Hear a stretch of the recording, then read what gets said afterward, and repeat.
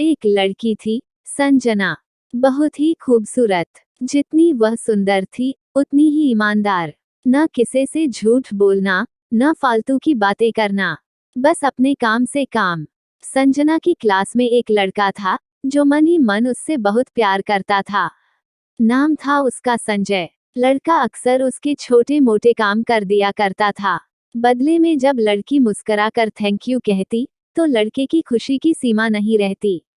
एक बार की बात है, संजय और संजना साथ साथ घर जा रहे थे। तभी जोरदार बारिश होने लगी। दोनों ने एक पेड़ के नीचे शरण ली।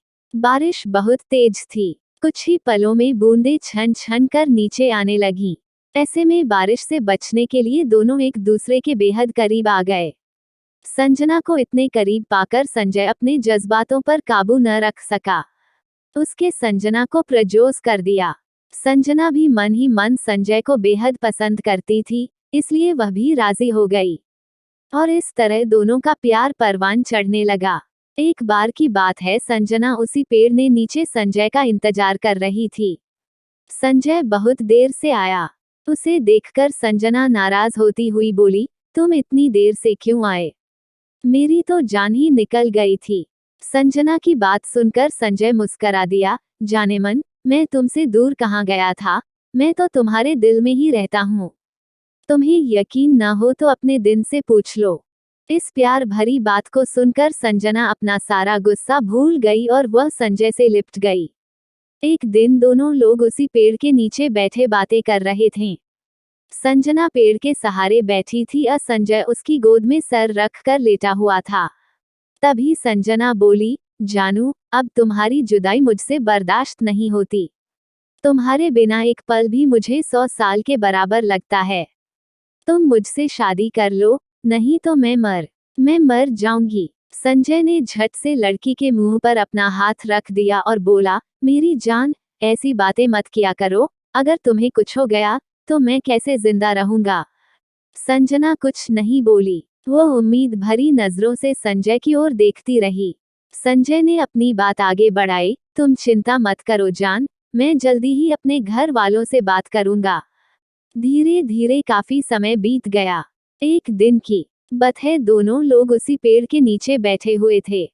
उस वक्त संजय का चेहरा उतरा हुआ था। संजना के पूछने पर वह रुआंसा होकर बोला, जान, मैंने अपने घर वालों को बहुत समझाया, पर वे हमारी शादी के लिए तैयार ही नहीं। उन्होंने मेरी शादी कहीं और तय कर दी है। यह सुनकर संजना का कलेजा फट पड़ा। उसका मन हुआ कि वह जोर जोर से रोए, लेकिन उसने अपने जज्बात पर काबू पा लिया और बोली, जानू, मैं तुमसे सच्चा प्यार किया है, मैं तुम्हें कभी भुला नहीं सकती। प्लीज, मुझे माफ कर देना। संजय धीरे से बोला, वैसे अगर तुम चाहो, तो हम लोग हमेशा अच्छे दोस्त रह सकते हैं। संजना यह सुनकर जार जार रोने लगी। संजय ने उसे बहुत समझाया, पर संजना चाहकर भी अपने आप पर काबू नहीं कर पाई और वह रोते हुए अपने घर को चली गई। देखते ही देखते संजय की शादी का दिन आ गया।